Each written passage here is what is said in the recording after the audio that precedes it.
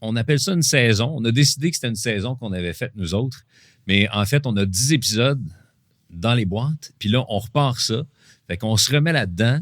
On salue les gens qui ont embarqué dans notre trip depuis le début du fameux balado du carnet du manager. Merci aux partenaires aussi qui sont là depuis le début parce qu'il y en a plusieurs qui sont embarqués sans savoir ce à quoi s'attendre. Puis ça a connu énormément de succès, puis on est vraiment contents. Fait que merci d'être là. Continuez à vous abonner. Le carnet.ca, entre autres, sur les réseaux sociaux. On est une belle plateforme qui vous informe sur l'industrie, les arts et spectacles de toutes les façons possibles. Mais surtout, ce qui est important de savoir, c'est qu'on n'est pas dans le clickbait, on est dans le factuel, on est dans le vrai. Puis pour vrai, si on peut vous aider, des gens qui sont dans ce métier-là, qui ont envie d'en apprendre davantage, comprendre comment les gens avec qui on parle ont eu leur parcours, comment ça s'est fait, des trucs peut-être à apprendre. Puis pour le public, merci d'être là parce que ça nous permet de vous offrir un petit œil dans le rideau là, en arrière-scène. C'est même le fun. Fait que merci d'être là. On espère continuer à vous plaire et piquer votre curiosité avec ça, puis surtout vous inspirer, c'est le but. Puis parlant d'inspiration, le gars qui nous fait le plaisir, l'honneur et le privilège d'être notre premier invité de cette deuxième saison, c'est un gars qui m'inspire beaucoup par... j'aime la façon dont tu abordes les choses. J'ai l'impression que tu t'es lancé à un moment donné, même tout jeune, puis que ça colle à la peau. C'est-à-dire que je sais pas si je vais être capable de le faire, mais je me lance, je le fais, puis je rêve grand. Ça, c'est important, puis on va en reparler. Petit homme... Merci d'être là. La meilleure introduction. En vrai, t'es trop fort. Je pense que les gens s'abonnent surtout pour toi. Tu penses? Non, tant mieux si c'est le cas. Mais je pense que c'est un beau travail d'équipe qu'on a, puis on a des super invités. Ah oui, vraiment. C'est le fun de te recevoir chez vous. Parce qu'on l'oublie, surtout dans les dernières années, que tu es un gars, non seulement un Québécois, mais un gars de Québec. Ouais. Parce que bon, tu es pas mal à Paris, tu sais, sur Paris. Parisien un petit peu, ouais. C'est ça. Ça vient aussi avec l'accent, ça, on va en reparler. Non, là, par contre, si j'ai un accent, tu me le rattrapes tout de suite. On verra, on va s'en reparler. Mais je veux vraiment prendre le temps de revenir un peu sur ce que représente pour toi Québec, comment tout a commencé, parce qu'il y a quelque chose qui me frappe beaucoup. Puis c'est une des choses que j'attends souvent quand on va se voir, entre autres, sur le tapis rouge de la disque. Tu as des tenues extravagantes, t'aimes t'habiller, puis que ça marque, tu sais, tenter des choses. Il y a beaucoup de... Tu sais, t'es frondeur là-dedans. Puis quand je regarde un peu ce que tu avais l'air quand tu étais jeune, en pleine recherche de soi... Non! Ah oui, mais oui. Tu avais l'air d'un gars pas mal plus discret, puis... disons, qui était destiné à quelque chose d'un petit peu plus dans les cadres. Comment c'est arrivé, ce désir de s'exprimer comme ça? Là? Je pense qu'il y a eu un déclic à un moment donné, mais je pense même quand j'étais hyper jeune, la musique, c'était le genre de super pouvoir qui est arrivé de quelque part que je me dis, un truc que tu peux pas toucher, mais qui peut te faire sentir hyper... Tu sais, quand on est jeune, on est hyper dans le factuel. Tu vois quelque chose, on t'enseigne que ça, c'est ça. Ça, c'est ça. Mais la musique, tu peux pas te l'enseigner. C'est un ressenti que t'as. Et c'est une voix, bref, quand ça m'a touché, je pense que c'était à 8 ans, le premier coup de foudre que j'ai eu sur la musique, puis c'est né à travers James Brown. James Brown, on s'en est parlé plusieurs fois. Ouais, ben, je voyais ça à la TV, sa musique funk, Get up on that thing! C'était coloré. Ouais, puis c'était une flamme. Ce gars-là était sur scène, il était en sueur, il donnait toute sa vie sur scène pour des gens qui le regardaient, puis j'étais en mode, OK, je peux même pas croire que ça, c'est possible. C'est bon parce qu'à cette époque-là, tu savais pas qu'il était aussi un peu intoxiqué. Non, j'avais aucune idée. Tu m'en rendais pas compte, je savais même pas c'était quoi. Mais quelques années plus tard, je me dis, OK, je voudrais peut-être pas être comme ça sur scène, tu sais. Mais je me disais, c'est en transe. Puis rapidement, le funk est né en premier. Puis c'est pour ça que j'ai commencé à faire du breakdance. C'est né comme ça. Et le goût de m'exprimer, tout a commencé par la danse parce que quand t'es jeune, t'as pas un vocabulaire hyper développé, fait que c'était facile de s'exprimer sans les mots. Donc, si je suis fâché, ben, j'ai une chanson qui peut me permettre d'être fâché. Si je suis heureux, j'ai un petit côté funk qui me permet de l'exprimer. Et ça a été ma première façon de m'exprimer, d'être capable de dire ce que j'ai envie de dire sans mettre des mots. Et après ça, la musique est née plus tard, mais le déclic est arrivé hyper jeune.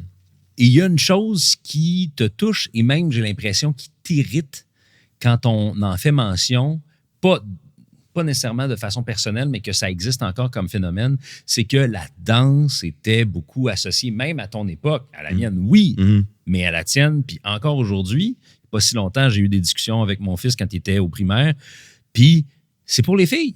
Encore? Mais ça arrive encore, cette espèce de réaction-là, puis on est en 2025. Mais je sais que ça a été un des aspects qui t'a un peu happé à ce moment-là, quand tu as décidé que c'était ça que tu voulais faire, mais il y avait comme une retenue. Ouais, il y a eu beaucoup de moments où, même à mon époque, quand j'étais au secondaire, c'était une grande bataille que j'avais. Puis c'est ma mère qui m'a beaucoup aidé à travers ça parce que souvent, je l'arrêtais. Je vivais de l'intimidation juste parce que je dansais. Juste parce que tu dis que tu danses, mais c'est pour les filles. Et souvent, j'ai voulu arrêter de danser, mais mon corps me disait autrement. Je voulais m'exprimer. Chez moi, je dansais. J'avais tout le temps de la musique chez moi. Et c'est ma mère qui m'a dit non, tu peux pas arrêter. T'aimes ça. Tu vis. Je vois que ton corps le demande.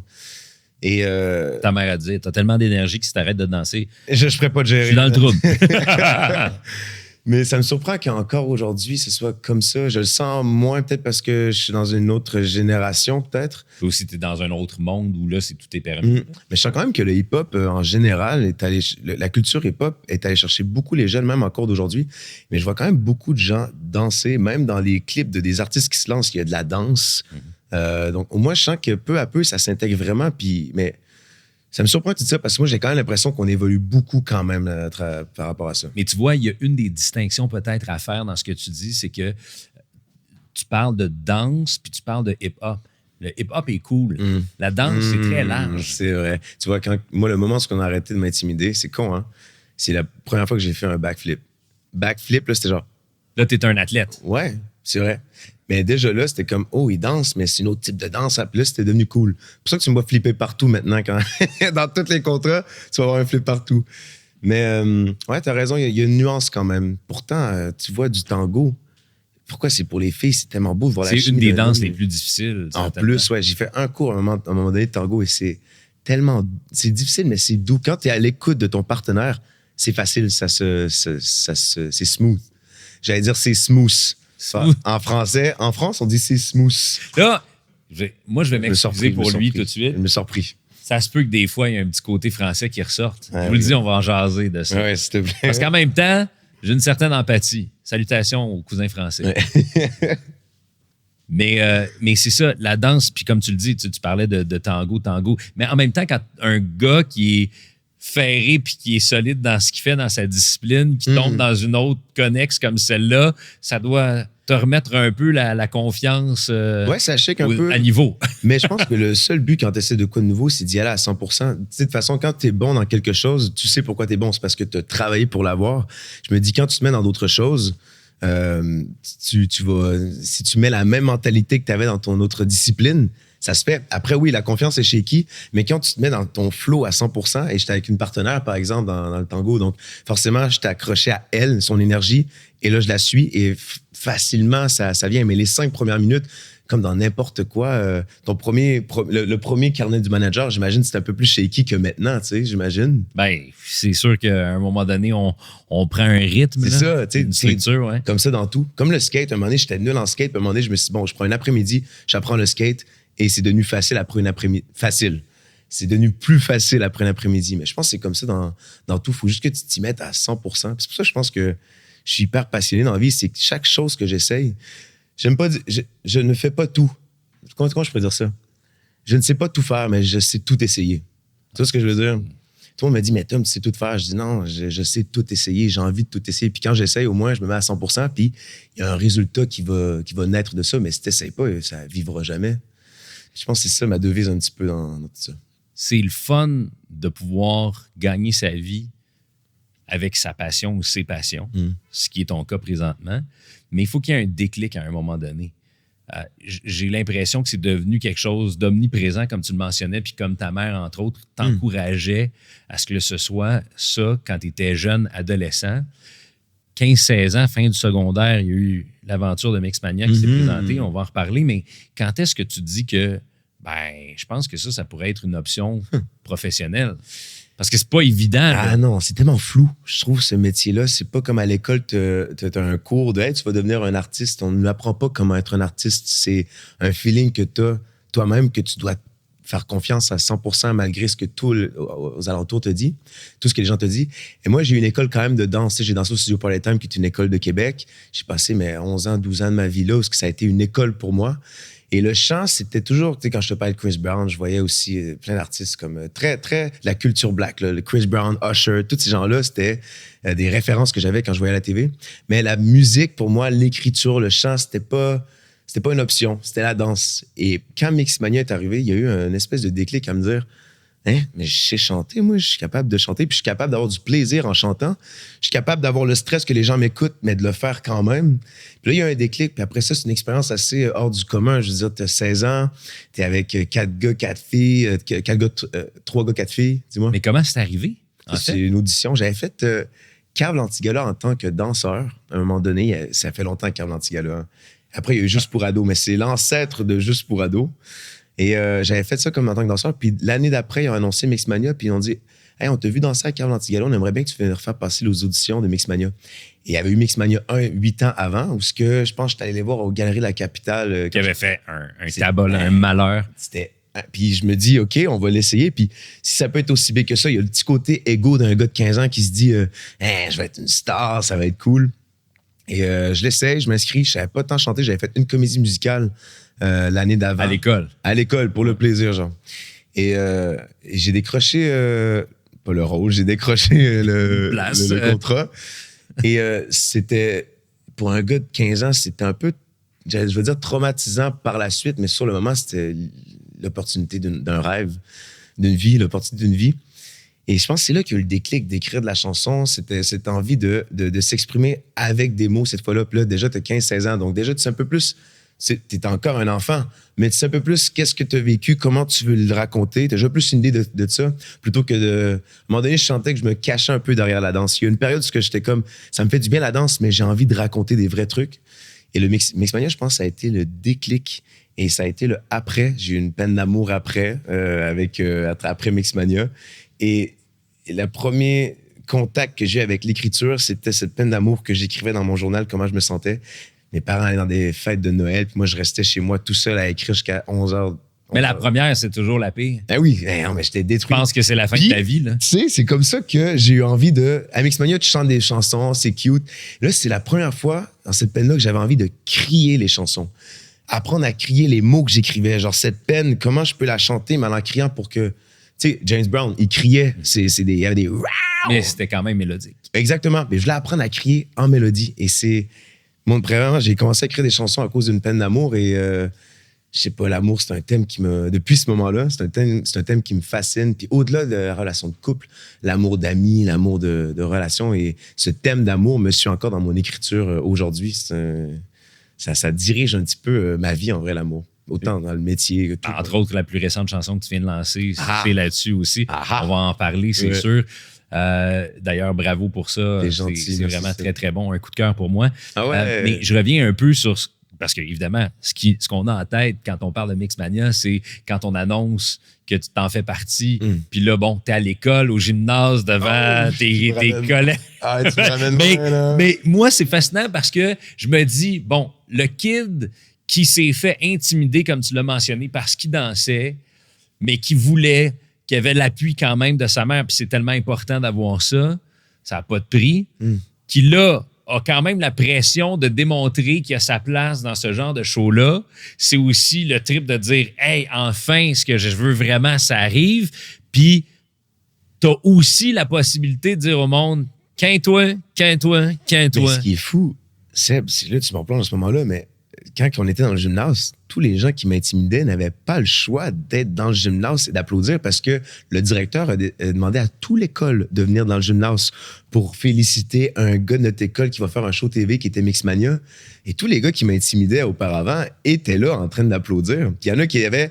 Après, c'était devenu secondaire 5, c'est secondaire 5, donc l'intimidation était un peu terminée déjà. Il y avait des gens qui avaient écrit mon nom sur leur ventre, puis c'est des gens qui ne m'entendaient pas bien en début de secondaire, mais c'est vrai que c'est fou, j'avais pas tant vu ça de cette façon-là. Merci. Tu vas me faire verser une larme comme tu as dit au début, attention, hein? Ça commence bien. Et pour vrai, ça, c'était une blague que j'ai faite dans le passé, puis je pense que c'est avec Alexandre Poulain qu'on a fait ça la première fois. Puis à un moment donné, ça arrive, mais c'est pas l'idée. Ben écoute, je suis un gars émotif, donc je serais pas J'ai toujours en tête le film Jerry Maguire, Je sais pas si tu te souviens de ça, avec Cuba Gooding Jr. qui joue un joueur de football, puis Tom Cruise qui est son agent, puis qui, à un moment donné, sur excusez-moi l'anglicisme, un leap of faith, là, sur comme l'instinct un peu, décide d'écrire un bouquin sur quoi que son domaine puis son milieu sont surfaits, artificiels, puis qu'on devrait revenir aux vraies valeurs. Puis que finalement, il se ramasse avec un client, puis lui, il joue sa dernière saison de contrat, puis il lui fait confiance, puis à un moment donné, il se retrouve à l'émission d'un gars qui fait toujours pleurer les joueurs de football en se disant « Tu me feras pas pleurer », puis finalement, il fait pleurer. C'est vraiment à voir. Je vous ai pas cassé trop de punch, inquiétez-vous pas, pour ceux qui l'ont pas vu. Un classique des années 90. Mais pour vrai, ce qui est beau aussi là-dedans, c'est qu'il y a une certaine candeur, parce que, tu sais, à cette époque-là, tu le voyais pas comme ça. Puis aussi, c'est qu'on essaie tous de se trouver une personnalité, de se trouver soi-même. Fait que ces jeunes intimidateurs-là, ils ne savaient pas qu'ils étaient non plus. C'était un reflet de leurs parents, c'est comment ils ont été peut-être élevés. Je veux dire, puis au final, l'intimidation, c'est triste, mais il y en a dans toutes les écoles. Je ne sais pas pourquoi l'humain a tant envie d'avoir un certain pouvoir sur les autres humains. Peut-être parce que c'est un peu ça, quand on regarde la politique, je ne veux pas embarquer dans la politique, mais la politique, c'est ça, c'est qui a le plus grand pouvoir. J'ai l'impression que ça transperce un petit peu vers les jeunes. Mais, c'est dans la nature profonde, je pense. Peut-être. Même l'instinct animal, c'est qui grogne le plus fort, c'est qui... Ouais, c'est la loi de la jungle. La loi de la jungle. C'est un peu ça. Un peu ça, ouais. C'est un peu ça. Mais, ouais. Puis c'est drôle que tu parles, tu sais, au travers ça, la danse t'a amené à ça, Mixmania t'a fait découvrir que tu pouvais chanter ou te faire confiance à chanter, même écrire. Tu sais, aujourd'hui, quand on parle de toi, on parle d'un auteur, compositeur, interprète, danseur, chorégraphe, acteur. OK, stop. Non, mais c'est ça pareil. C'est vrai. C'est ça ou c'est pas ça? Non, mais c'est ça, en fait. Comme je te dis, je pense que j'ai tout le temps aimé essayer. Je pense que quand j'étais plus jeune, j'avais pas trop de plans de ce que je voulais faire, mais j'aimais tellement, quand j'étais engagé dans un contrat, je me mettais tellement à 100%, j'essayais tellement de faire en sorte que le contrat dans lequel j'étais allait exceller. Puis c'était au-delà de ma performance, c'était comment est-ce que ce contrat-là peut devenir le meilleur contrat de l'année, le meilleur buzz. Autant quand je pense à PNP. Un tremplin. Ouais. Puis, tu sais, autant quand je pense à Studio Time, tous les trucs qu'on a fait, quand je faisais de la comédie musicale sur Saint-Denis avec Mamma Mia, Footloose, chaque fois que je suis dans un contrat, avec le Cirque du Soleil, on dirait que je mettais de ma meilleure personne, mais je suis aussi à l'écoute du fait que comment est-ce qu'on peut rendre ce projet-là incroyable. Donc, ça crée des bonnes relations, ça te crée une espèce de « Ah, on va te rappeler pour ce genre de contrat-là. Hey, on va te rappeler, j'ai une idée de contrat, puis t'es un gars d'équipe, ça va aider au projet, viens. » Puis je pense que c'est comme ça que j'ai frayé un peu mon chemin, c'est d'avoir tout le temps été à 100% dans chaque contrat que j'étais. Là, depuis récemment, l'envie de construire ma musique, c'est parce que j'ai commencé à avoir cette espèce de vision du futur.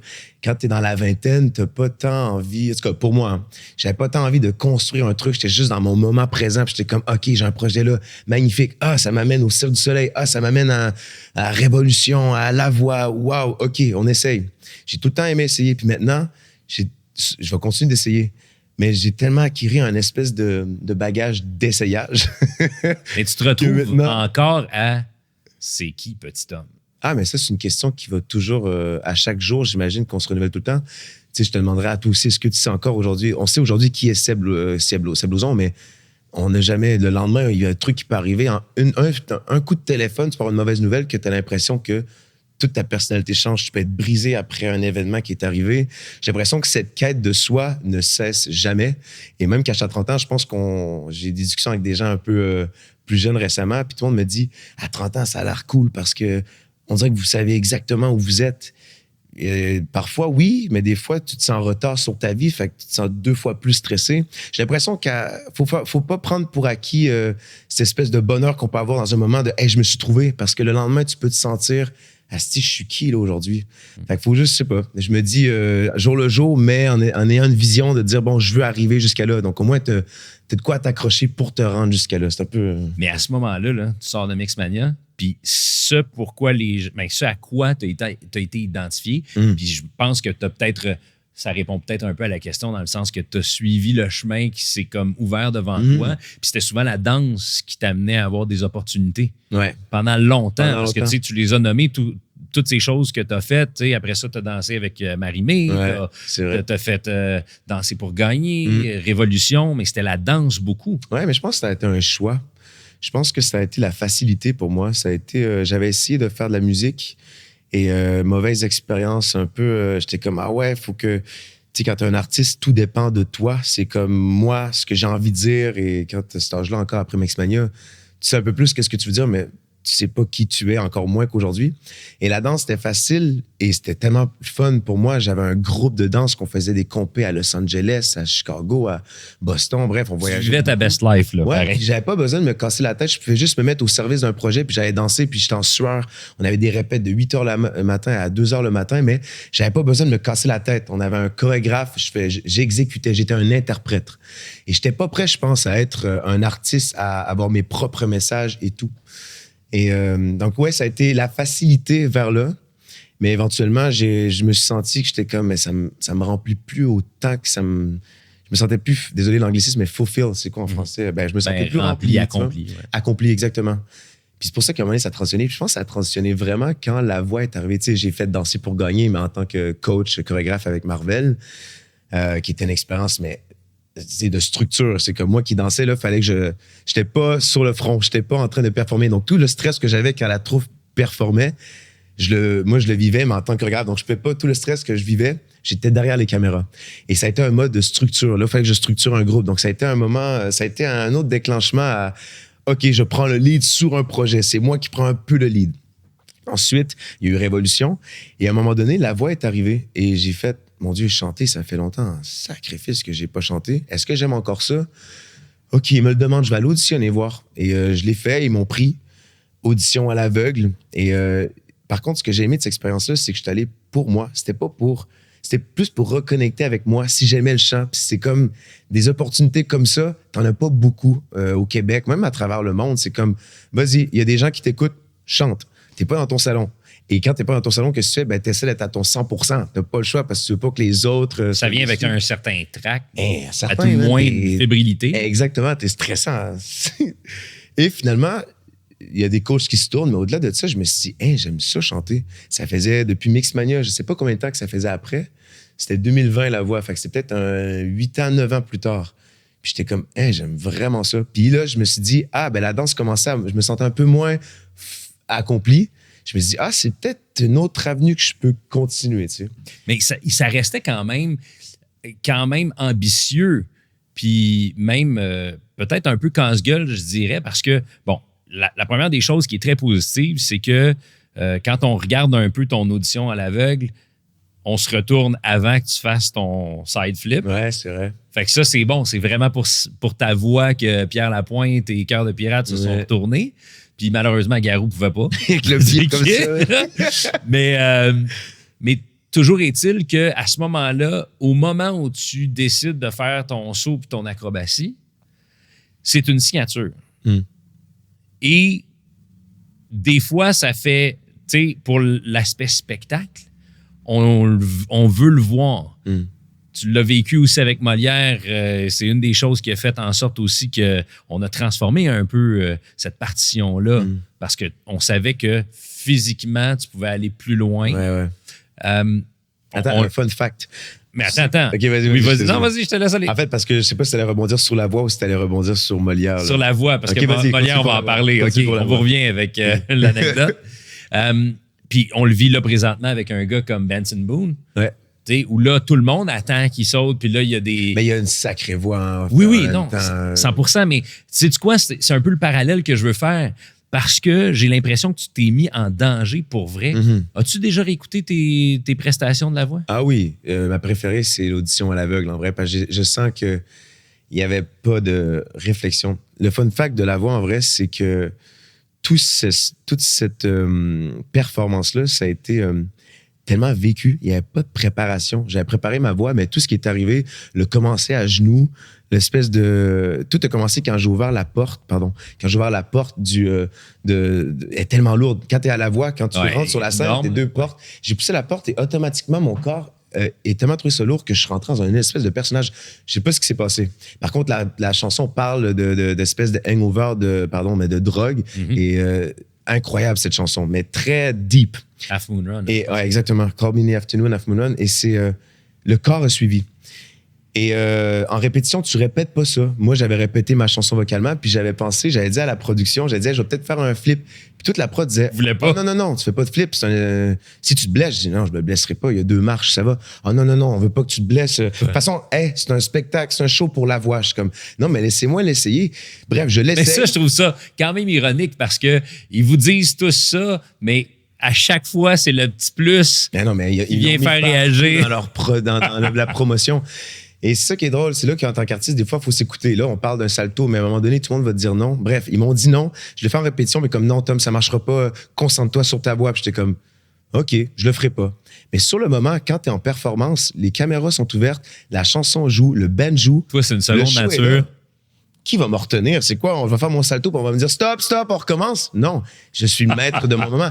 C'est à nous de prendre le moment. Ça, c'est un fun fact, parce qu'après ça me fait rire. On dit fais le pas, mais après ça, on le met partout dans les. Puis tu vois Cœur de pirate, Pierre Lapointe qui tombe clairement en amour avec toi, encore plus avec ce moment-là. Te frappé juste en disant que c'est vrai qu'ils se sont retournés avant même que je chante dans mes hauts. Après 2 phrases, les 2 se sont retournés hyper rapidement, juste dans la voix grave. Et je pense que c'est ça, des fois, c'est que chanter, c'est pas chanter. Chanter, c'est vivre. Et j'ai l'impression que cette performance-là, j'ai senti que c'était vécu. Même quand je le regarde, je suis comme, waouh. Et quand je regarde mes autres mes performances, je vois que c'est une performance de chant. Ouais. Et il y en a une que j'ai faite en duo avec Laurie, que j'ai adorée. Elle, on salue d'ailleurs, une autre fille de Québec. Drolet, incroyable. Et ça, je sens que c'était vécu parce qu'on était connectés. C'était magnifique. Et l'autre, dans mes quarts de finale, j'ai senti que c'était un truc que je voulais chanter, essayer. Puis là, évidemment, on attendait ton backflip. Mais tu vois, tu l'attends. Fait que déjà, de l'attendre... Puis vocalement, probablement que c'est ça. Non, c'était pas malade. C'était pas malade. C'était un retour de COVID aussi. Tu sais, la voix, on avait eu 6 mois de pause. Et moi, j'avais produit un EP, j'avais tourné des vidéoclips. Je m'étais abîmé la voix, j'avais chanté. Bref, c'était un été assez dur pour ma voix. Fait que quand on nous a appelés pour dire « Hey, dans 2 semaines, on recommence la voix », je suis comme « Hey, la voix, ça existe encore. » J'étais sûr que c'était... Je pensais jamais que ça allait recommencer. Envoyez-nous vos suggestions, blablabla. Et j'ai envoyé mes suggestions vite. J'avais pas de temps de... J'étais pas connecté. À ce moment-là, j'étais plus dans ce projet-là. La voix, c'était déjà un peu derrière moi. Comme. Non, parce que pas longtemps après, tu as sorti justement il y a eu des EP, il y a eu des extraits. Puis le style... il se définissait tranquillement pas vite. Le rap est un peu là-dedans aussi. Ouais, j'aime bien le rap, mais je suis pas un rappeur. J'aime trop. Mais tu t'en sors pas mal quand même. T'es gentil, j'aime bien. J'écoute beaucoup de rap, surtout français. En français, j'écoute beaucoup de rap. Ça inspire un peu ma musicalité, mais j'aime trop chanter. Genre, rapper, c'est une attitude trop stylée, mais j'ai trop d'émotions. J'aime trop donner de l'émotion. J'aime trop vivre de l'émotion en chantant. Puis le rap, c'est un rebond de syllabes, de consonnes.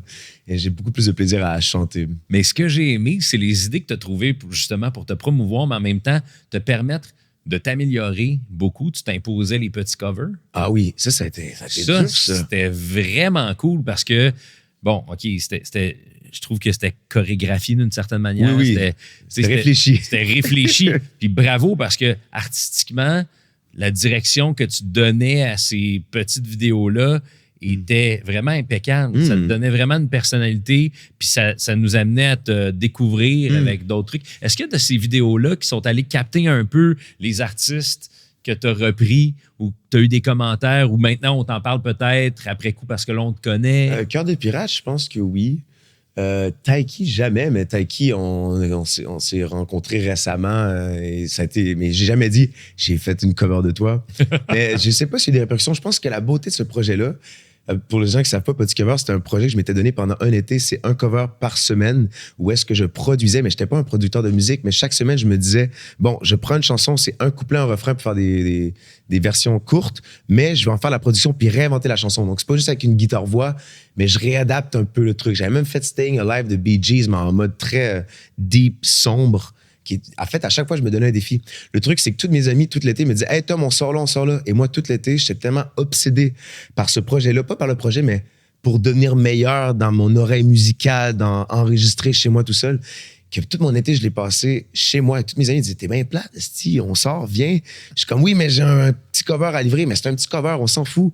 Mais au final, je veux dire, quand que je suis allé faire Molière, les gens sur Molière ont tous regardé ce que j'ai fait. C'est comme « Ah, il est artistique, il crée. » À un moment donné, il faut se donner la peine. Puis ce projet-là, faut pas s'en foutre. Ouais, puis exactement. Puis c'est pas en fait, c'est pas les meilleurs covers. Tu les écoutes, t'es comme, c'est un beau projet, beau travail, mais en tant qu'artiste, ça fait partie du cheminement. Pour moi, c'est une belle période. Quand je les réécoute, je suis comme, c'était bon pour la période, mais je les réécoute aujourd'hui, je suis en mode, OK, tu vois. Je suis persuadé qu'il y en a quand même quelques-uns où tu es fier parce que tu as apporté une nuance, une saveur, une couleur qui était différente à ce qu'on connaissait. Mais ce que j'aimais, c'est que tu tenais un deadline. Genre, à cette date-là, j'avais Arnaud, mon manager, qui était là, puis lui, c'est lui qui filme tout. Donc, on faisait tout et on filmait, je pense, le vendredi pour le poster le dimanche. Fait que moi, j'avais dimanche, lundi, mardi, jusqu'à vendredi pour vendredi faire comme Arnaud, j'ai la chanson, faut filmer. Et on prenait 3 heures pour filmer, on trouvait les parfaits angles. Des fois, c'est hyper simple, mais même pour lui, il y a une chorégraphie derrière pour qu'à ce moment-là, on veut voir la guitare, on voit la lumière, le soleil. Ben oui, des fois, t'attends, il pleut, faut que t'attendes. T'attends un bon 45 minutes parce qu'il pleut, parce qu'il faut pas mouiller la caméra. Bref, même moi, c'était une expérience, puis je savais que ça allait pas être parfait parce que t'as un deadline. Mais quand t'as un deadline, au moins, tu te dis, bon, c'est fait, on passe à autre chose. En tant qu'artiste, je pense qu'il y a beaucoup d'artistes qui vont comprendre ça. Si on n'a pas de deadline, on va jamais sortir le projet. À un moment donné, il faut s'imposer des deadlines parce que chaque projet peut toujours être meilleur. C'est ça qui est tough. Mais puis en même temps, c'est que faut pas que tu attendes des opportunités de pouvoir te prouver puis qui vont te permettre de te pratiquer puis de t'améliorer. Il faut que tu t'entraînes, toi, à arriver. Ouais, il faut que tu t'en crées. Puis je pense que je me suis dit peut-être que ça va inspirer d'autres personnes à le faire. J'ai pas vu beaucoup d'artistes au Québec essayer ce genre de projet-là ou un genre de projet qui ressemble à ça. On reste beaucoup dans cette espèce de... On sort des albums, on sort des singles, on sort des trucs, mais je vois pas beaucoup d'artistes essayer un truc nouveau. Puis, tu sais, je dis pas j'ai réinventé la roue. Je dis, il y en a plein de gens qui font des covers, mais des artistes qui se donnent un projet puis qui tiennent le projet. Tu sais, on en entend des albums, puis c'est beau, puis c'est important en tant qu'artiste. D'ailleurs, j'ai tellement hâte que le mien sorte. Mais on va en parler. Oui, puis je sais pas, j'aimerais bien voir des artistes se mettre plus en danger. C'est pas évident, hein? C'est dur quand on se sent regarder, mais en tout cas, c'est important de se donner des défis. Puis même si c'est pas le défi de l'année, même si c'est pas un succès, on s'en bat les couilles. Non, mettons en français, on s'en cas. On peut-tu sacrer ça? Non, on s'en fout. Je vais rester propre. On s'en fout. Mais tu vois ce que je veux dire? Se mettre en danger au risque de pas se faire aimer, au risque que les gens n'aiment pas. Tu sais, je sors un single récemment, les gens que je pensais qu'ils allaient aimer, c'est pas tout le monde qui m'a écrit « Wow, magnifique single ». On s'en fout. Bon, je le fais pour moi, on continue. Mais bon, un jour, tout le monde va se mettre en danger. Mais je me dis, en tant qu'artiste, en tant que créateur, artiste, tout ce qu'on aime, il faut l'utiliser pour définir qui on est aussi un petit peu. Tu sais, genre, j'aime la musique, j'aime la danse, j'aime chorégraphier, j'aime la mise en scène, j'aime écrire, j'aime la mode. Bon, ben, c'est peut-être tout ça qui fait qui je suis aujourd'hui. Et si je décide de créer en tant que métier, ben, il faut que ça transpire tout ce que j'aime. C'est ça, l'authenticité d'un artiste, tu sais. Donc, je pense pas que je me la pète. Je pense juste que je suis aligné avec ce que j'aime, tu vois.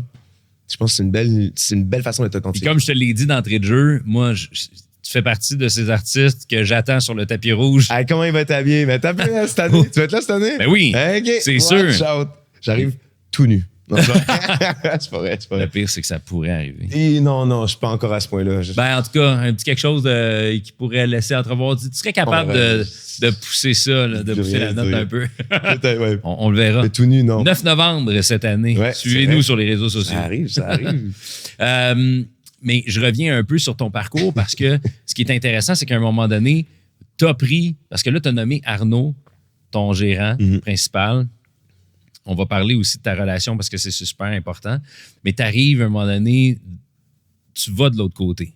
Tu vas en France, puis tu tentes le coup. Encore là, tu crées de l'opportunité. C'est un peu comme ça que c'est arrivé? C'était pas évident. Au début, tu sais, je chantais des petits covers. J'avais même pas encore sorti mon premier EP éponyme, Petit Homme. Puis Arnaud m'avait dit... Il m'avait dit, est-ce que tu as envie d'aller en France? Je dis, ouais, j'ai vraiment envie. Il dit, OK, j'ai quelques contacts. Tu veux qu'on essaye? J'avais pas tant d'argent à ce moment-là. C'était genre, on sortait de COVID. Tout mon argent de COVID, je l'avais mis dans mes vidéoclips d'un petit projet Je te pop que j'avais fait. J'avais payé mes amis. C'était pas une tonne d'argent. Bref, il me dit, on va aller en France. Puis il me fait rencontrer Aziz Baki, qui est un gars, un DA incroyable. Il travaille maintenant avec des artistes comme Gims, Taiki. Il est directeur artistique sur La Voix. The Voice, Et bref, chorégraphe de Mylène Farmer, il fait plein de trucs. Puis Arnaud le connaissait depuis longtemps, puis il dit « Hey, j'ai un artiste, qu'est-ce qu'il lui présente? » Il lui présente mon audition à l'aveugle de La Voix, puis le gars, il dit « OK, ouais, il y a un truc à faire. » Donc j'arrive en France, je me prends un Airbnb de 1 mois. Le premier voyage que je fais en France, c'est je me prends 1 mois. Pas beaucoup d'argent, mais je me prends un truc. Fun fact, 2 jours après être arrivé, on était dans une soirée, on était allé voir avec Arnaud un band jouer. On est revenu à l'appartement. Je m'étais fait voler des Jordan que j'avais, mon iPad, mon ordinateur, puis un iPhone. Et là, j'étais en mode, oh, j'avais 2 iPhones parce que je voulais faire une espèce de switch à Paris. Je me fais voler ça, puis je suis comme, déjà, j'avais pas trop d'argent. Je suis comme, OK, la vie. T'envoies, c'est ça, des obstacles. Au final, ça crée quoi? Ça crée une urgence, ça crée un, j'ai pas le choix. Ça crée un autre stress qui fait que, bon, puis Aziz Baki, ce qu'il fait, il me met en contact avec MMBS, qui est Boom, Yannick, une équipe incroyable, qu'aujourd'hui, je travaille encore avec eux, mais je te parle de ça fait 3-4 ans environ. C'est les premières personnes que j'ai rencontrées à Paris. J'arrive en France, je connais personne, on met dans un camp d'écriture de 4 jours avec des bêtes de scène, de créateurs. Ils ont travaillé avec Matt Pokora, par exemple. Ils travaillent avec plein d'artistes. Et là, moi, je suis là, un Québécois qui arrive avec l'accent bien québécois qu'on me comprend pas trop. Et on crée 4 chansons mais j'ai eu un kiff. J'étais épuisé à la fin. Et finalement, on fait ça. Puis Arnaud était comme, bon, Arnaud était venu avec moi dans ce moment-là. Puis il dit, bon, là, on est 1 mois ici.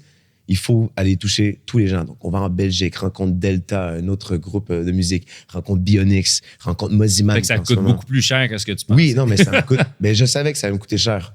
Je te jure, je mangeais, tu sais, le classique. Ouais, je mangeais du beurre de peanut avec des toasts puis des pâtes. Je te jure, j'ai vécu ça à Paris. Mais c'était kiffant.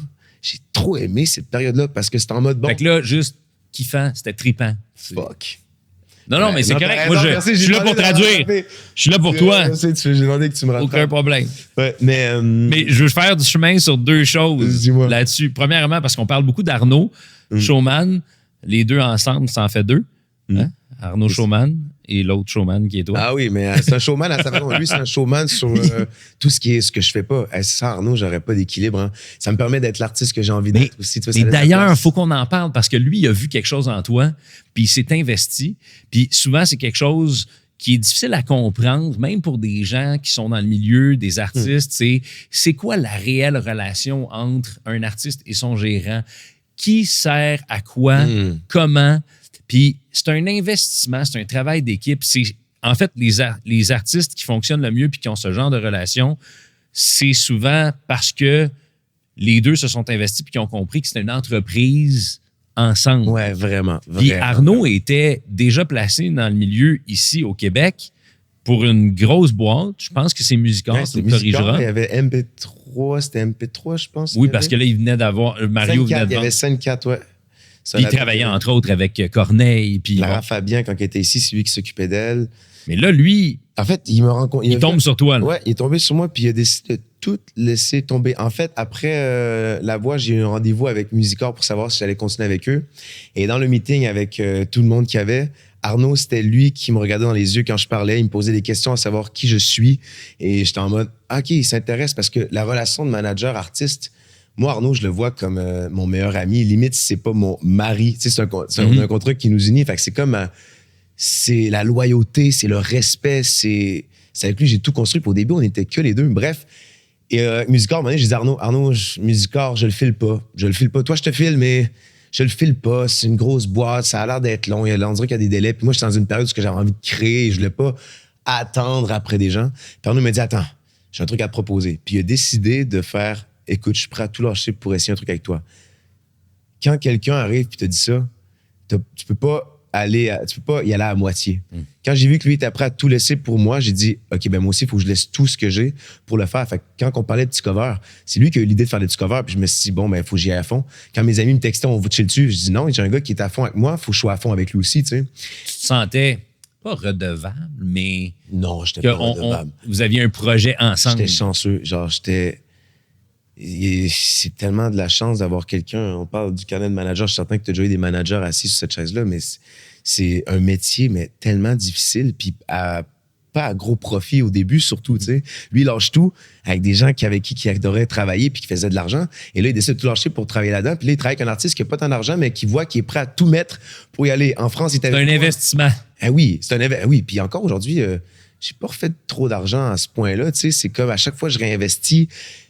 Puis je sais pas quand je vais faire de l'argent, mais on me dit que d'ouvrir, là, j'ai mon label à moi, mais quand on ouvre un label, tu fais pas d'argent avant les 5 premières années.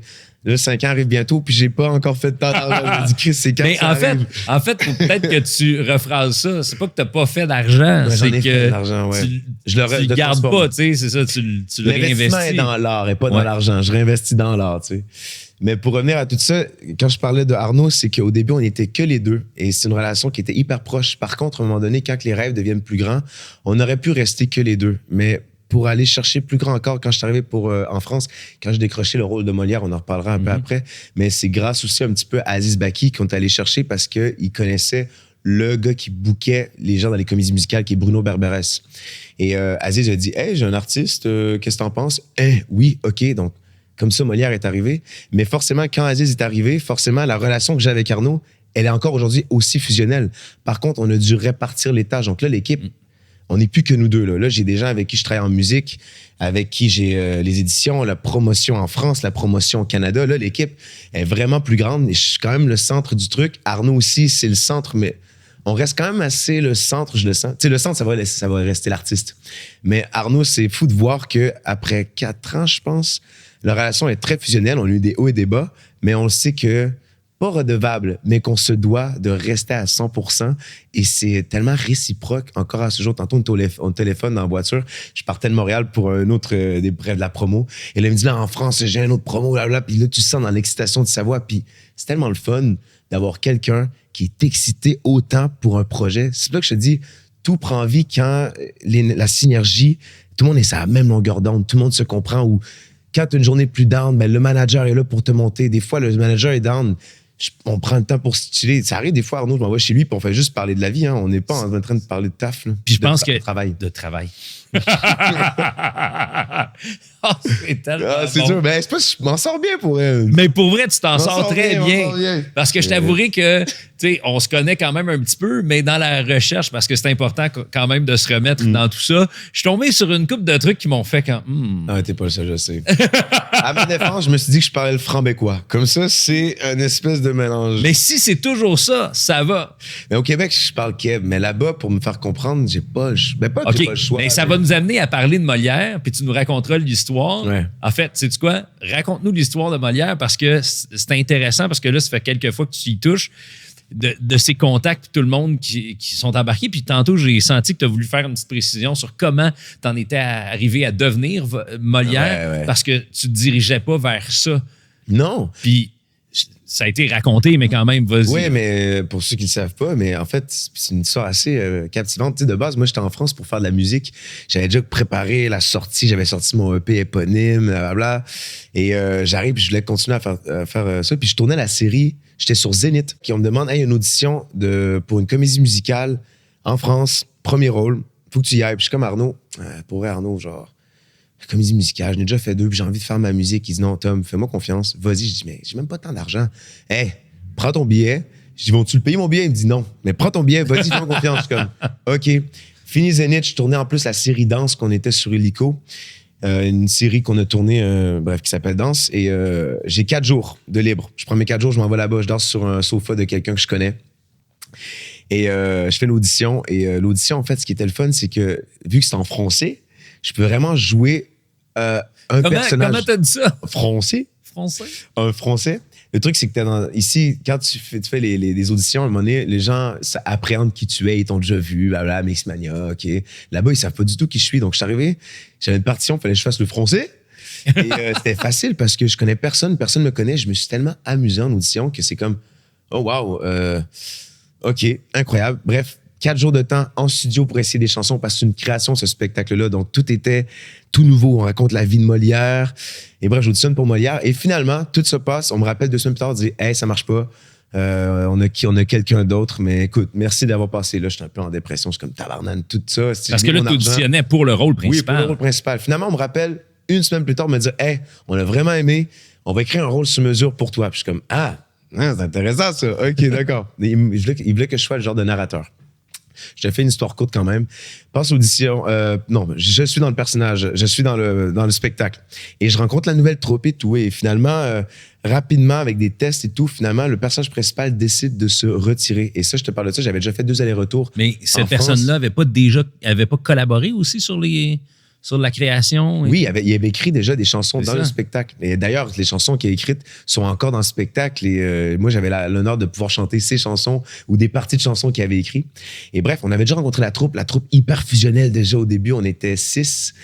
Et à un moment donné, il annonce que ouais, je me retire, c'est pas un projet pour moi, ça marchera pas. Et finalement, là, on est comme déboussolés. Moi, je suis comme what the fuck. Et ça marchera pas, ça va tomber. Non, mais lui, il dit, moi, je me retire du projet. C'est pas le genre de truc que je me vois faire, puis j'ai peur. Non, mais vous, dans votre réaction, mais je me disais, qu'est-ce qui va arriver? On a perdu notre Molière, le personnage principal. Et après le meeting, le metteur en scène vient voir comme, t'es-tu disponible semaine prochaine ou dans 4 jours ou peu importe pour venir passer une audition? Puis là, à ce moment-là, j'habitais déjà en France, donc j'étais disponible tout le temps. Et je dis, ouais, OK, il me fait auditionner un Cyrano de Bergerac. Mais je connais pas, moi, j'ai pas cette culture de littérature française. Même la culture Molière, je la connaissais pas. Bref, fait passer l'audition. Et finalement, on me rappelle, j'étais revenu au Québec pour finir Danse, pour finir Zénith. Bref, j'étais revenu au Québec et le producteur, il me rappelle, me dire, hey, t'es-tu prêt à être Molière pour la comédie musicale? Non, mais j'étais. Ah non, mais je me suis mis à pleurer, crier. Ça, c'était un de mes moments les plus marquants de ma vie. C'est autant fort que. Plus fort encore que quand j'ai été choisi pour Mixmania. Ça, c'était un moment. Oui? Ah ouais. Mixmania, c'était fou. Tu dis, ma vie va changer. Mais là, c'est avec la maturité, la conscience que j'ai aujourd'hui, je me dis, oh wow, je change de pays, je m'en vais vivre ailleurs et je suis personnage principal d'un gros contrat. Et il n'y a pas question que ce contrat soit un flop. Genre, je me suis mis déjà en me disant, bon, c'est moi le rôle principal, je veux que ce projet fonctionne. Puis tu sais, certainement derrière toi, que la comédie musicale en France, c'est à un autre niveau. Ça a changé des carrières. Mais oui, quand tu penses à Christophe Maé, Florent Motte... Puis sinon, ici, des artistes qui ont marché là-bas, Bruno Pelletier, Garou. Non, de fou. Olivier Dion aussi, à sa façon, il avait pété ça. J'avais pas vu ce spectacle-là, mais ça avait trop bien marché pour lui. Fait que j'étais comme, OK, go. Et là, ça, c'est une création comme Notre-Dame de Paris. Et d'ailleurs, j'en parlais à Garou, justement, sur quand on a fait Franco-Fête, Super Franco-Fête. J'ai parlé beaucoup avec Garou. Je suis comme, bon, c'était comment l'expérience après et tout, parce que là, moi, je vis le après Molière, tu sais. Et bref, vu que c'est une création, j'avais beaucoup de poids sur mes épaules. Et on parle de tout ça pour l'accent français. Moi, le metteur en scène, il me dit, bon, faut que tu saches, OK, Molière, c'est dans les années 17e siècle. OK, on parlait le québécois au 17e siècle en France. Non, pour vrai, parce que notre français, souvent, est comme... comparé aux vieux français. Ah oui. Tu sais, les colons qui sont arrivés ici, on dirait qu'on a comme pas perdu. On a gardé le vrai. Exactement. C'est nous que le vrai français. Tu sais que je lisais justement parce que nous, on n'a pas étudié Molière à notre école au Québec. Donc moi, mon école Molière a été faite là-bas. Pendant que je lisais les textes pour la comédie musicale, je lisais des autobiographies, je lisais des pièces. J'avais lu le Don Juan. Et dans Don Juan, les villageois dans la pièce parlent le québécois. La façon que c'est écrit, c'est l'accent québécois. Je le lisais, j'étais comme, voilà. Bref, le metteur en scène me dit, il n'y a aucune question que mon personnage principal soit québécois. Donc, ton accent, tu le gommes. Gomme. Tu le gommes, tu l'effaces. J'ai pas eu le choix. Maintenant, dans chaque opportunité, même quand j'étais ici, je parlais aux gens français. Quand je revenais, oh, wow, tu viens, il vient de revenir un petit peu. Là. Mais c'est correct. C'est correct parce que, tu sais, ici, au Québec, on est conscient de ça. Puis je pense que le côté chauvin fait un peu... en sorte que quand on voit nos artistes, notre monde, notre culture, aller là-bas, puis que finalement, on les reconnaît pas. Je comprends. Parce qu'on a l'impression qu'ils jouent un rôle, c'est difficile à accepter. Je comprends, puis j'étais pareil avant. Mais ce que les gens savent peut-être moins, c'est que on vous la joue, celle-là, quand vous êtes là-bas. Les Français font comme, mais je comprends pas ce qu'il dit. Qu'est-ce qu'il dit là? Qu'est-ce qu'il dit? Tu parles bien. T'es français. T'es français. Non, mais c'est vrai, ils te reprennent sur tout. Ils te reprennent sur tout. Fait que t'as pas le choix de... Et à un moment donné, j'étais en répétition avec le metteur en scène et les autres. Et il y a un truc que je comprenais pas dans le texte ou dans l'interprétation. Puis je me mettais à poser des questions assez deep. Et le metteur en scène fait comment? Je comprends pas ce que tu me dis. Tu viens de dire quoi? Et là, les acteurs commençaient à rire aussi de l'accent. J'étais comme, waouh, s'il faut que j'essaie de comprendre le parcours émotionnel de mon personnage, il faut que quand je parle au metteur en scène, déjà, c'est une création, on est timé, on n'a pas le temps de... faut qu'on me comprenne rapidement. J'ai pas eu le choix. Fait que t'es devenu... Je suis devenu français. En vrai, j'ai mis le petit béret, j'ai mis mon... Je vais arriver avec...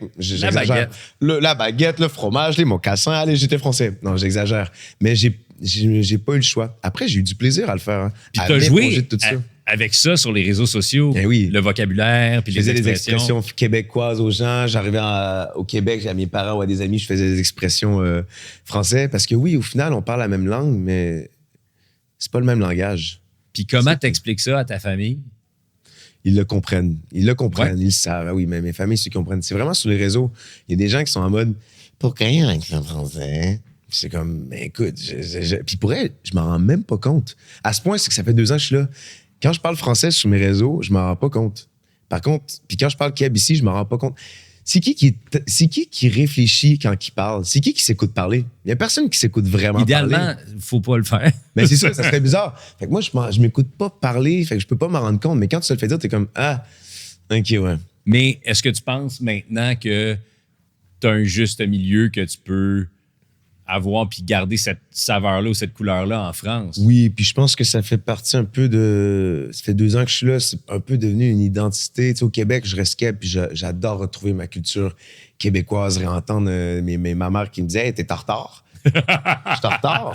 T'es en retard de quoi? Genre, t'es en retard et je trouve ça beau. Tu sais, en fait, ça me fait revaloriser, revoir que c'est beau ce qu'on a. Et quand je retourne en France, je trouve ça aussi beau. Et je trouve ça beau. Moi, c'est un équilibre que j'ai entre les 2 pays. C'est drôle parce qu'on compare, tu sais, depuis tantôt, parce que tu as la chance de le vivre dans les 2 dernières années particulièrement. Tu disais, bon, je trouve que ça joue un peu plus du coude en France. Il y a un côté un peu plus sportif dans la manière de faire sa place. Là aussi, il faut que tu t'ajustes parce que les autres, ils se forceront pas à te comprendre. Il faut que tu les atteignes, il faut que tu ailles vers eux. Est-ce qu'il y a autre chose aussi, ta façon de vivre? Tu t'habites où? Tu habites dans quoi? Comment tu gères ta vie là-bas en France? Mon adresse, mon numéro de téléphone. Non, pas nécessairement, mais tu comprends ce que je veux dire? C'est que s'établir là-bas, je veux dire, tu as des ressources maintenant. Tu sais, Arnaud vient de là, il y a des amis. Bon, tu le fais comprendre, mais quand même, tu sais, dans un autre univers. Là. Quand je suis arrivé en France, j'ai attaqué le quartier un des plus mouvementés, c'était Pigalle. J'étais juste en arrière du Moulin Rouge. Donc, c'était ça que tu pouvais te permettre.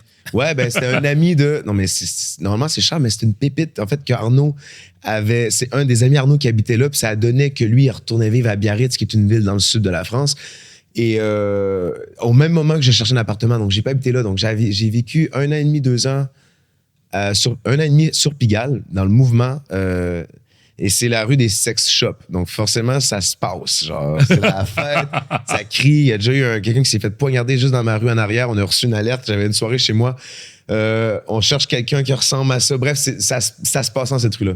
J'ai adoré, par contre, j'étais un gars qui adore le calme. Et là, maintenant, je me suis trouvé un appartement qui est un peu à l'extérieur de Paris, qui est proche du bois de Vincennes, qui est un énorme parc où tu as un petit lac que tu peux pas te baigner, mais tu as un petit lac que tu peux louer des espèces de kayaks, des canots.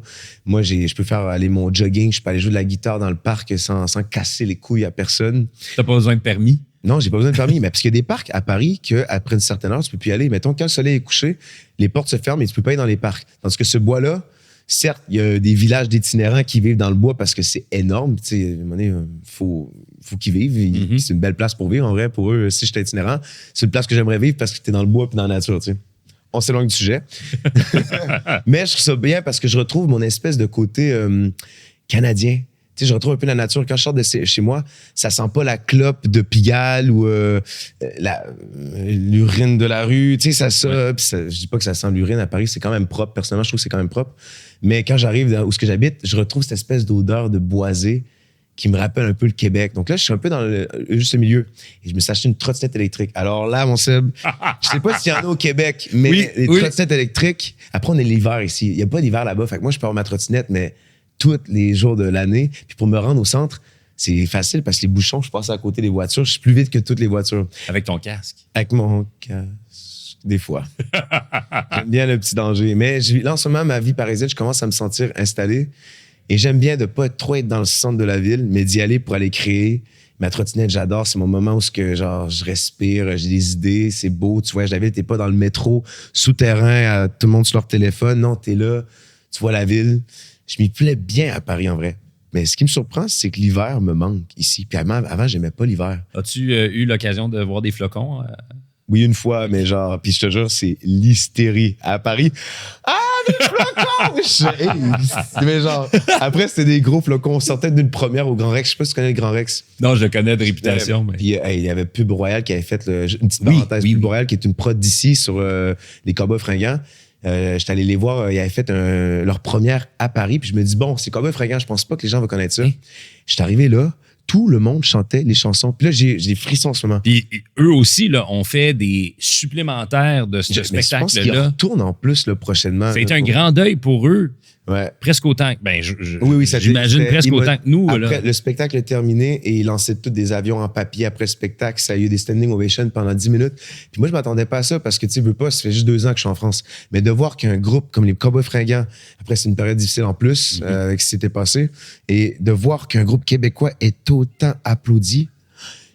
Tu sais, on dit que les Français rient de notre accent, mais en vrai, ils le trouvent très charmant aussi, l'accent québécois. Je pense que je me suis adapté pour le contrat de Molière, mais finalement, quand je suis dans la rue, je parle français, les gens, ils t'arrêtent et ils veulent que tu leur parles français. Il y a des gens qui vont rire, mais... Ils ont plus de difficulté à interpréter notre accent que nous, le contraire. Ils sont pas capables. Ouais. C'est le seul accent. Ils sont capables d'imiter l'accent du Sud, du Nord, de France, je parle, mais le Québec, personne n'est capable. Déjà, le premier, c'est le tabernacle.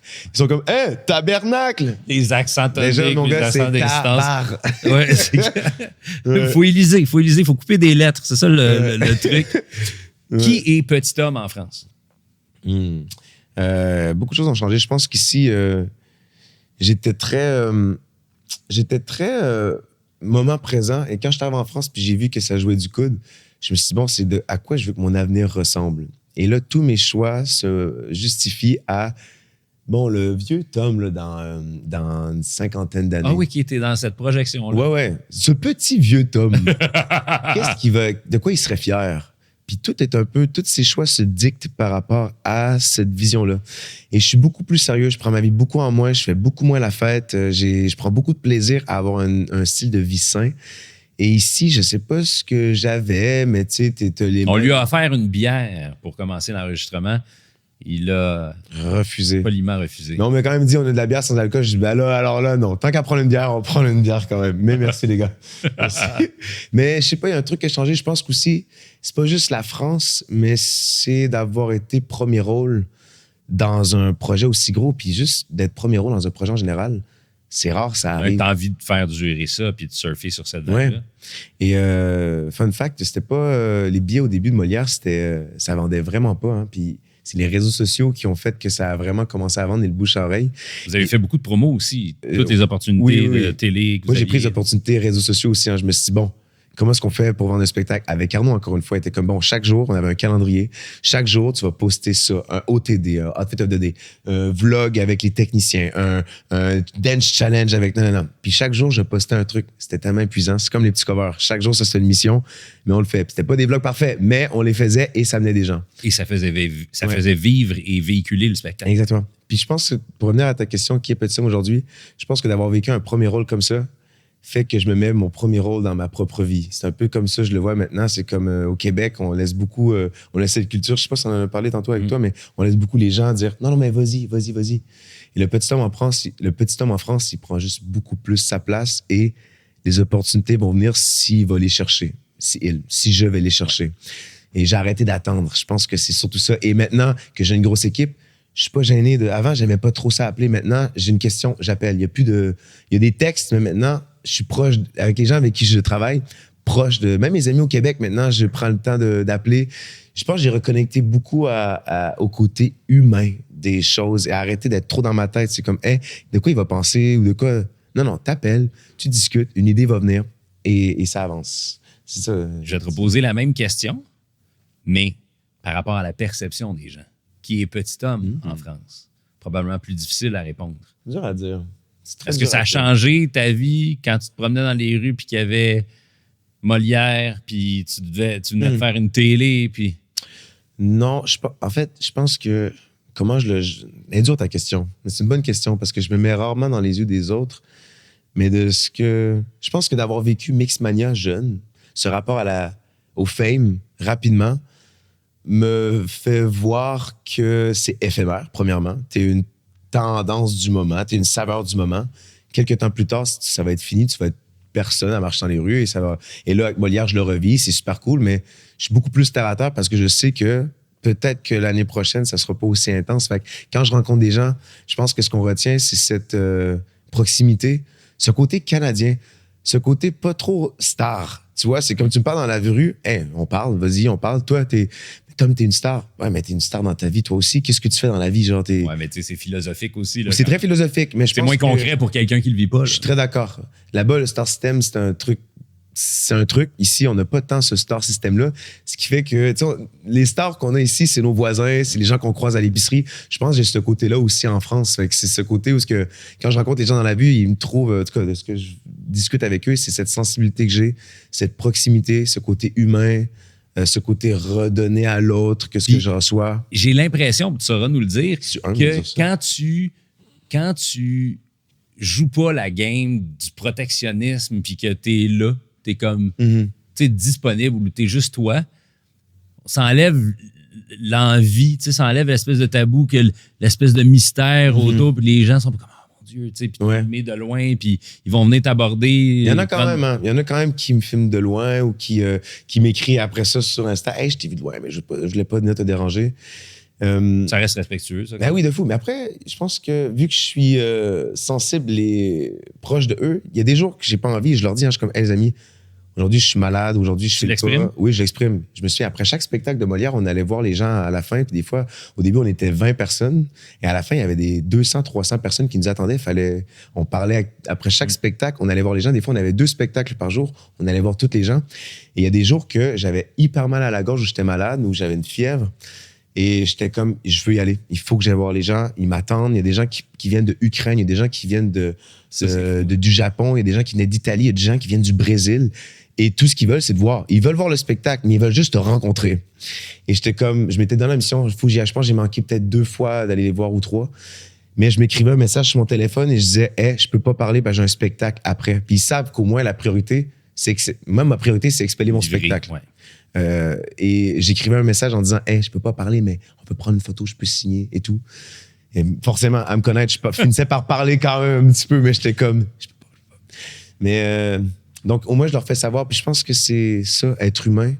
Man, je fais de la musique. Je pense que c'est beau de faire de la musique parce que, comme je disais tantôt, c'est un super pouvoir. C'est comme ça guérit des plaies. Et je suis content de le faire pour toi, mais au final, je vis autant les peines que toi. C'est que je les écris et tu les vis. Mais je les vis aussi quand je les écris, tu sais. Fait que c'est dur de se dire star, tu vois. Ouais, parce que tu fais juste évoluer dans ton milieu que tu connais, puis que j'aime. C'est ça, puis que t'aimes. Évidemment, tu le disais tantôt, il y avait 3 éléments qui étaient super importants pour toi. Tu as mentionné Mixmania, probablement que Molière a dépassé ça.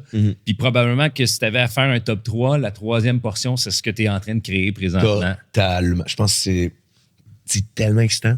Parce que là, bon, il y a un album qui s'en vient. Tu viens de lancer une chanson, Pas sans toi, qui est, pour vrai, allez écouter ça. Encore une fois, je trouve que ta voix est super placée. Tu es dans un style musical qui est tellement super pour le moment. Le timing est bon, mais c'est vrai, c'est authentique. Merci. Pour vrai, allez écouter ça, c'est solide. J'ai hâte de voir tout ce qui va tourner autour de ça. Là, je le vois rougir. Il est fier de son truc. Oui, puis ça fait du bien de dire que tu es fier de ce que tu fais. Ça fait longtemps qu'on commence à se connaître, puis on s'est vu. Je me souviens, j'avais fait une collab avec Fouki sur les Solons, on avait fait un dance challenge. Je pense que t'es un que je connais depuis longtemps dans ce métier des médias et de tout ça. C'est un privilège d'ailleurs. Moi aussi, pour moi, c'est vraiment... Le TikTok doit exister encore quelque part. Sûrement.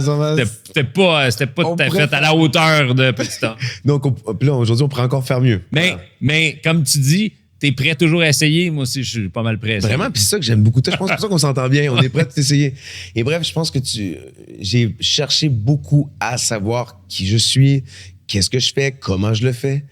Et aujourd'hui, avec toutes les expériences que j'ai eues, je suis comme, bon, cet album que je construis depuis en vrai, 6 ans, là, que je suis comme, hey, un album, j'aimerais trop ça, un album, je sors un EP, je sors des collabs, je sors des Non, mais c'est comme ça que ça se construit. Ouais, puis là, j'avais Molière, donc on sort un album de Molière, mais c'est pas moi, j'ai écrit un peu dans l'album, mais c'est pas mon projet. Et là, d'arriver là, faire comme, hey, j'ai écrit des chansons que j'ai tellement hâte de livrer au public, j'ai même pas de doute. Forcément, il y a eu les millions de doutes, mais maintenant, d'avoir eu les doutes, je suis en mode... Déjà, je commence un peu plus à savoir comment je veux raconter les histoires, parce que j'adore raconter des histoires. Mes histoires, c'est principalement de trucs que je m'inspire.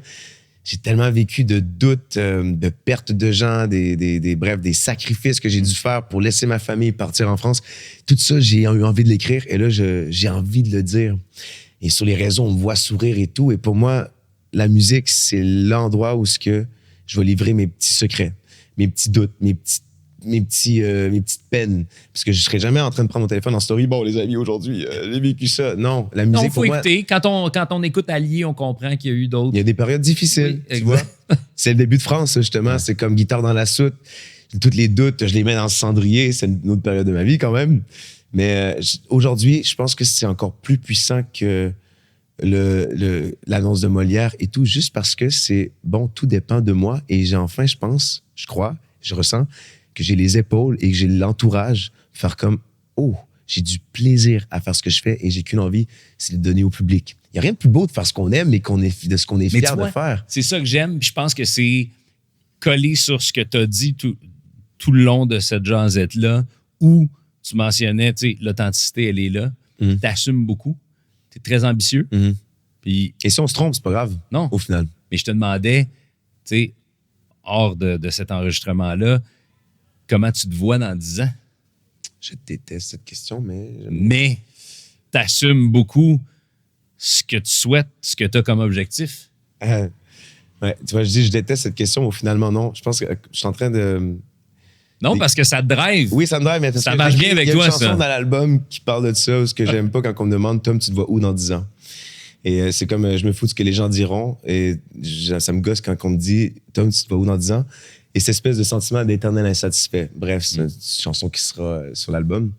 Et maintenant, j'avoue que j'ai beaucoup plus de plaisir et ça forge beaucoup plus mes décisions d'aujourd'hui.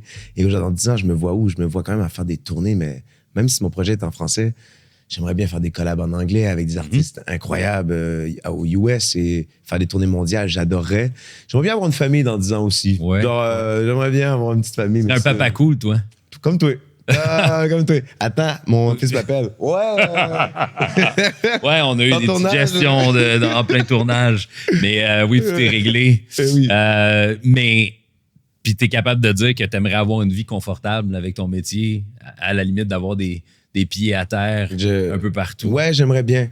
Confortable, je sais pas. C'est quoi le confort? T'as été capable de l'être avec peu? Ouais, ben c'est ça exactement. Puis je pense que j'aime pas ce mot confort.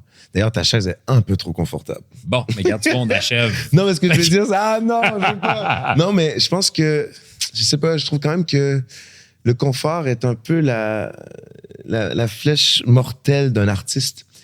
C'est un peu quand le danger est là, quand tu n'as pas le choix d'avoir du changement, que tu crées un truc quand tu sors de ta zone de confort. C'est un peu cliché à dire, mais quand tu sors de ta zone de confort, c'est là que la créativité arrive. J'aimerais bien un jour être confortable, mais c'est pas pour tout de suite. Je trouve mon confort dans l'inconfort quand même, mais j'aime bien être un peu dans le mouvement. C'est là que je crée le mieux, les meilleures chansons en vrai. Dans les avions, genre... Une chance qu'on est à l'époque où on est, ça risque d'être disponible encore dans 30 ans.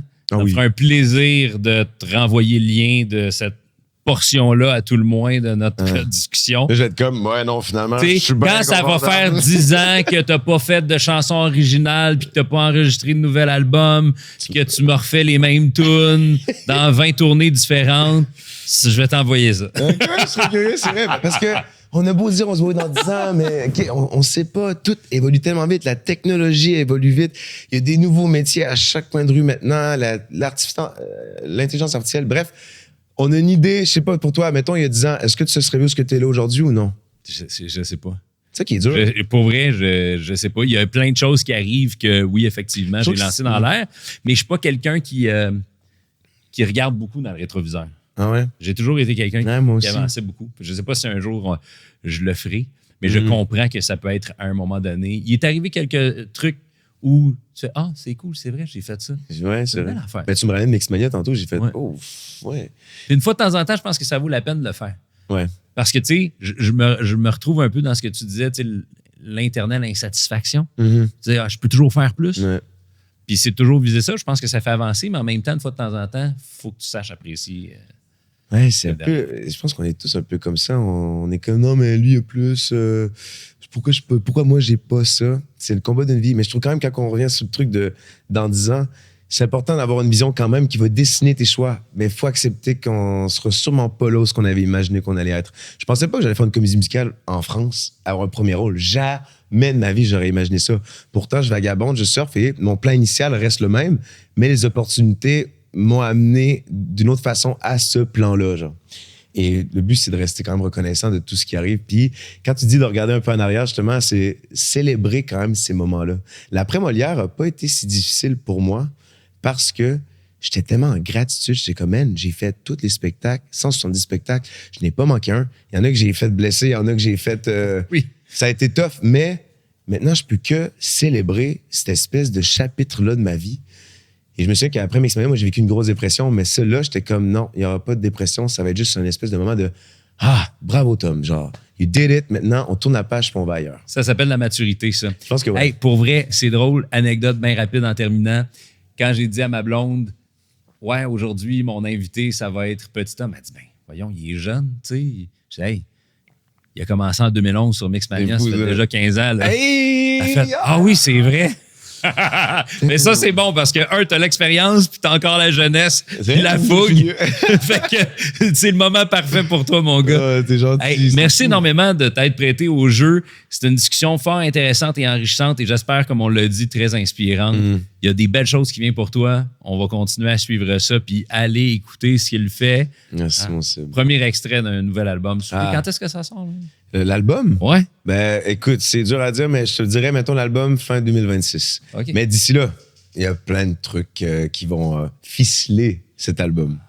Et ça va être teaser, bon. Toujours, mais c'est quoi ce métier sans teaser? Hey, merci. Fallait bien que je finisse en français. Tabarnak!